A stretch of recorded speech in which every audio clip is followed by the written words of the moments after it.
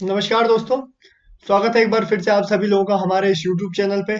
मैं हूं अंशुल त्रिपाठी और डेली करंट अफेयर्स के इस फ्रेश सेशन में, इस नए सेशन में एक बार फिर से आप सभी लोगों का स्वागत करता हूं।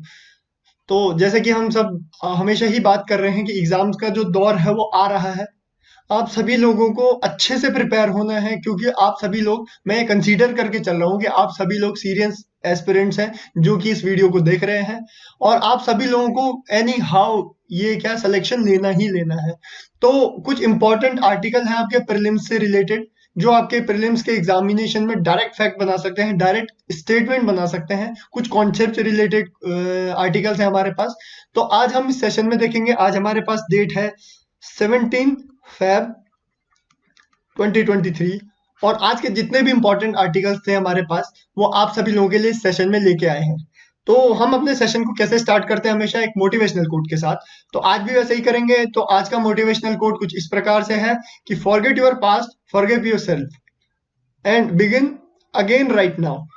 जनरली बच्चे मेरे पास, कुछ स्टूडेंट्स आके बोलते हैं, सर हमें कितने घंटे पढ़ना चाहिए। चलो मैंने कह दिया मिनिमम 6 घंटे अपना मान के चलो। तो अगले ही दिन, अगर कुछ दिनों बाद 3 घंटे, सर हम 3 घंटे पढ़ पा रहे हैं, उससे ज्यादा नहीं हो पाया। ठीक है, धीरे धीरे इंक्रीज हो जाता है। लेकिन जब उनकी हैबिट बन जाती है 6-6 घंटे की, और सडनली वो कभी देखो किसी रीजन की वजह से वो 3 घंटे पढ़े या फिर नेक्स्ट डे 4 घंटे पढ़ पाए, तो उनको ये रिग्रेट होने लग जाता है कि हमने 2 घंटे या 3 घंटे कम पढ़ा।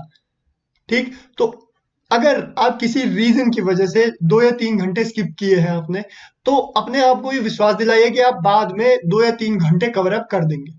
ठीक है, तो इसीलिए लिखा है फॉरगिव योरसेल्फ।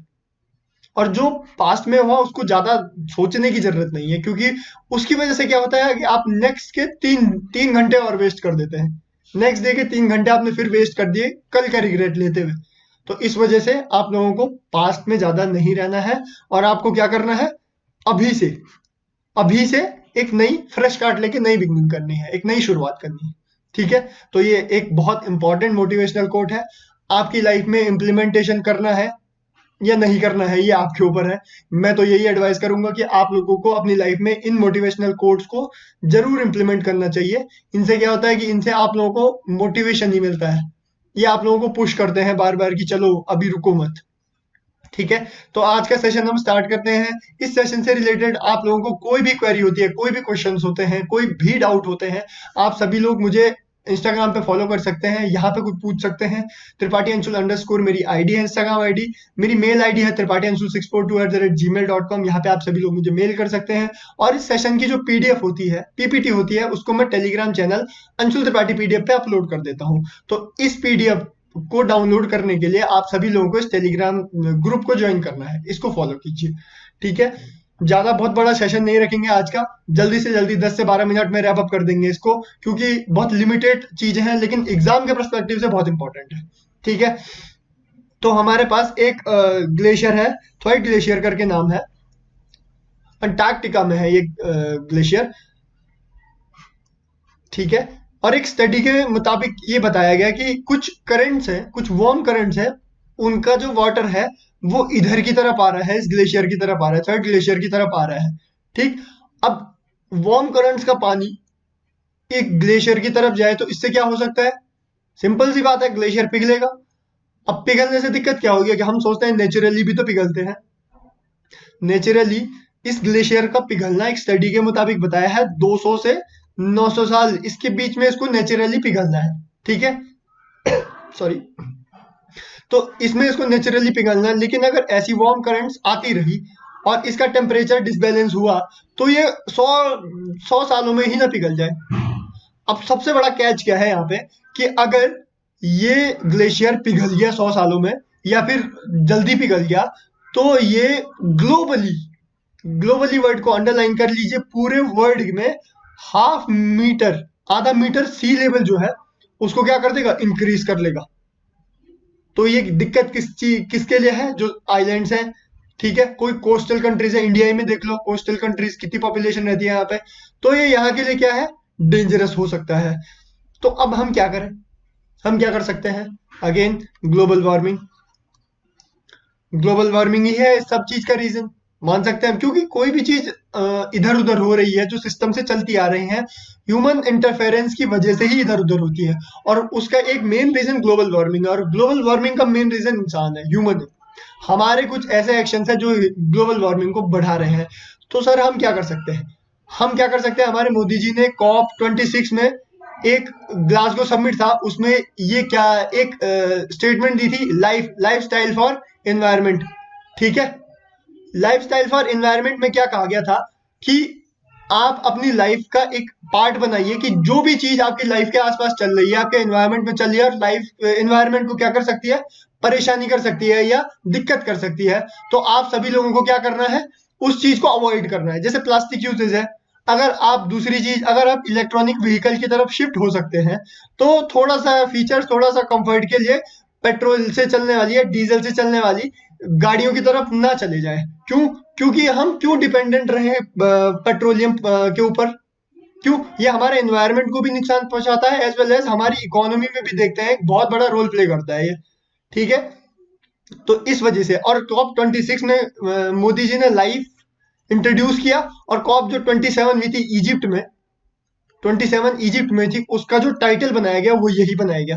तो अगर आप किसी भी चीज को मानते हैं, तो आप लोगों को उनकी उनकी उनके द्वारा कही गई कोई भी बात है उनको लाइफ में इम्प्लीमेंटेशन करना चाहिए। तो ये कॉन्सेप्ट, जो लाइफ वाला कॉन्सेप्ट है, ये मुझे पर्सनली मोदी जी का बहुत अच्छा लगा। तो मैंने भी ये सोचा कि कुछ चीजें, प्लास्टिक यूजेज कम कर दिया है, बिल्कुल कम कर दिया है।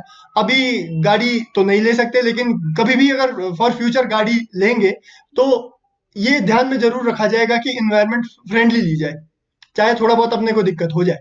ठीक है, तो ये चीज आपको अपनी लाइफ में क्या करनी है, डे बाय डे इंप्लीमेंटेशन करनी है। जीएस और करंट अफेयर्स पढ़ने के साथ साथ क्या होता है, इंसान का सोशल वैल्यूज और जो हमारे इथिकल वैल्यू वो अप होते जाते हैं। ठीक है, क्योंकि हमें अलग अलग डायमेंशन में, अलग अलग डायरेक्शन में चीजें जानने के लिए मिलती है। ठीक है, तो अभी टॉपिक पे आते हैं। देखिए, ये बहुत बड़ा ग्लेशियर है। अभी इसी स्टडी, इसी रिपोर्ट में बताया गया, ये फ्लोरिडा जो सिटी है ना, उसके बराबर का ग्लेशियर है लगभग। और इसके बारे में थोड़ा और डिटेल, ये है कहाँ, अंटार्कटिका रीजन में है, और वो भी वेस्ट अंटार्कटिका रीजन में। मैप स्टडी बहुत जरूरी है। ठीक है, और करंट कहाँ से आ रही है, वार्म करंट्स आती हैं, कुछ पैसिफिक ओशन की वार्म करंट्स आती हैं, और जो इसको क्या कर रही है, जल्दी मेल्ट कर रही है। ठीक है, तो ये इंपॉर्टेंट है एग्जाम के परस्पेक्टिव से। यहाँ पे कुछ स्पेसिफिक फैक्ट है, वो डिटेल्स देखिए ध्यान में।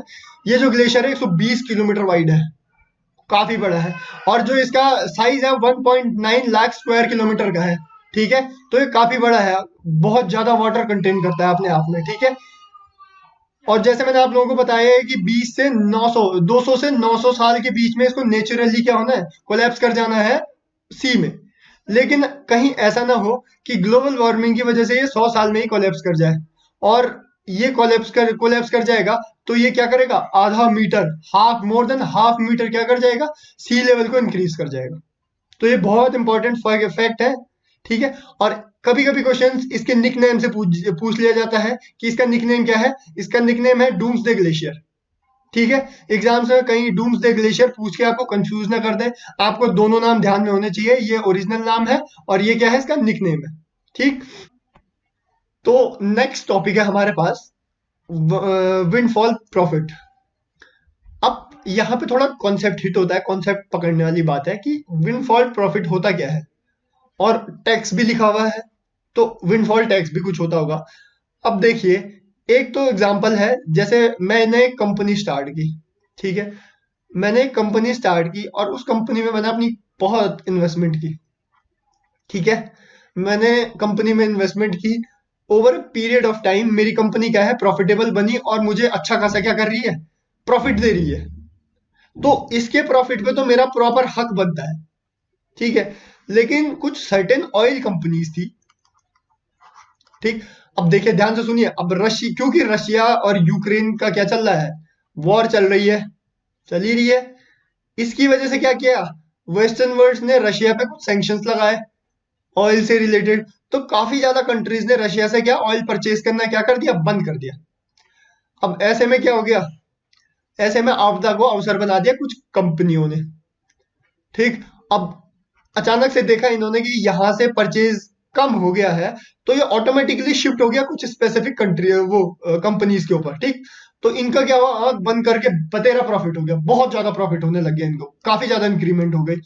तो किसी अलग रीजन की वजह से इनका प्रॉफिट हुआ ना, तो इसको कहते हैं विंडफॉल प्रॉफिट। ठीक है, कॉन्सेप्ट है, समझ लीजिए, आपको आगे इकोनॉमिक्स में भी काम कर सकता है, टैक्सेशन सिस्टम कहीं ना कहीं घूम फिर के आ जाएगा। तो बेहतर ये है करंट अफेयर्स के साथ अपने डाउट्स, अपने कॉन्सेप्ट को क्लियर करते चलिए। ठीक, तो अब विंडफॉल प्रॉफिट तो हम समझ चुके हैं, अब विंडफॉल टैक्स क्या होता है। ये जो विंडफॉल प्रॉफिट होता है उस पे गवर्नमेंट टैक्स लगाती है, गवर्नमेंट टैक्स लगा देती है, अच्छे खासे रेट पे लगाती है टैक्स, कि भाई आपको जियोग्राफिकल ऑर्डर या फिर कुछ स्पेसिफिक चीजों की वजह से आपको एकदम ज्यादा से फायदा हो रहा है, तो इसका आपको कुछ सर्टेन अमाउंट गवर्नमेंट को देना है, इसको हम कहेंगे विंडफॉल टैक्स। ठीक है, समझ गए आप लोग। तो अब अब इन कंपनीज ने क्या कहा, देखिए गवर्नमेंट जी, आप लोग अगर हमें विंडफॉल प्रॉफिट होता है तो आप लोग टैक्स ले लेते हो, विंडफॉल टैक्स, लेकिन कभी कभी हमारी जो इकोनॉमी होती है, कंपनीज की इकोनॉमी होती है, वो कोलैप्स कर जाती है, तो कभी आपने हमें रिलैक्सेशन दिया, बात है। अब अगर आप प्रॉफिट में हिस्सा ले रहे हो तो घाटे में भी तो हिस्सा लो, वहां पे तो हमें कुछ रिलैक्स दो, वहां तो आपने कभी रिलैक्स नहीं दिया। लेकिन जैसे ही बात प्रॉफिट की आई तो आपने अच्छा खासा टैक्स मार्जिन लगा दिया कि भाई इतना टैक्स गवर्नमेंट का बनता है। ठीक है, तो इन कंपनियों ने कहा कि आप लोग ये विंडफॉल टैक्स लेते हो हाई रेट पे, इसकी वजह से हमें फर्दर इन्वेस्टमेंट में क्या होती है, दिक्कत होती है। ये बात आप लोग कंप्लीटली समझ गए, ये एस्पेक्ट है कि कंपनीज ने क्या कहा कि हमें विंडफॉल टैक्स के जो हाई रेट्स हैं जो आप गवर्नमेंट लेती है, उससे क्या होता है, उससे हमारी फर्दर जो इन्वेस्टमेंट है उसमें थोड़ा अनसर्टेनिटी आती है, अनिश्चितताएं आ जाती हैं। ठीक, तो इस वजह से गवर्नमेंट को विंडफॉल टैक्स लगाई है, लेकिन एक सर्टेन अमाउंट, सर्टेन लिमिट्स में लगाई है। वैसे तो सीधी सीधी बात है कि अगर आप जो हमारा कोलैप्स होता है, इकोनॉमी कोलैप्स कर जाती है, वहां आप रोल नहीं प्ले कर सकते हो, तो आप हमारे प्रॉफिट के भागीदार कैसे बने। एक ये बात भी है जो कि सही भी है, जो कि लॉजिक प्रॉपर सही है। अगर आप कल के दिन कोलैप्स होने पे कुछ रिलैक्सेशन दो, तो हम खुशी खुशी अपना विंडफॉल टैक्स आपको दे भी दे। ठीक है, तो ये दिक्कत है। लेकिन यहां से एग्जाम के एस्पेक्ट से दो ही डेफिनेशन बहुत इंपॉर्टेंट है, एक है विंडफॉल प्रॉफिट्स और दूसरा है विंडफॉल टैक्स। ठीक, तो आपको ये कॉन्सेप्ट समझ में आना बहुत जरूरी है, कल के दिन अगर आप इकोनॉमी से रिलेटेड किसी भी क्वेश्चन से को रिलेट करेंगे। अब देखिए बाय द वे क्या होता है, ये जो एग्जाम्स हैं, बड़े एग्जाम्स, यूपीएससी, सीडीएस, एनडीए वाले, उसमें ये आपसे डायरेक्ट फैक्ट फैक्ट कम पूछते हैं, ये आपसे पूछते हैं कॉन्सेप्ट, और ये स्टेटमेंट बना देते हैं, और आपको ये नहीं पता कि कौन सा स्टेटमेंट कहाँ पे आपके कब काम आ जाए। By the way A B C तीन स्टेटमेंट है आपके पास। ठीक, आपको सिर्फ ये वाला स्टेटमेंट आता है, आपको ये वाला statement by the way windfall से रिलेटेड ही आ गया, आपको पता है ये तो सही है, नीचे आपने ऑप्शन के कोड देखे, आपने देखा कि सेकंड वाला किस में आ रहा है। ठीक है, सेकंड वाला ऑप्शन किस में आ रहा है, तो ऐसे करके आपके काफी क्वेश्चंस बन जाते हैं।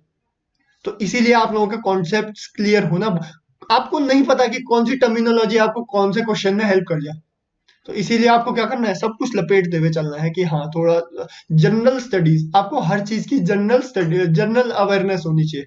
आपसे कोई पीएचडी नहीं मांगता है, कोई डेप्थ एनालिसिस नहीं मांगता है, लेकिन आपको थोड़ा थोड़ा थोड़ा थोड़ा आइडिया हर चीज के बारे में होना चाहिए कि ये है क्या। ठीक, तो ये हमारे पास आज के कुछ इंपॉर्टेंट टॉपिक्स है, ये डेफिनेशन है विंडफॉल प्रॉफिट्स, किसी को अगर स्पेसिफिक डेफिनेशन चाहिए तो ये यहाँ पे है।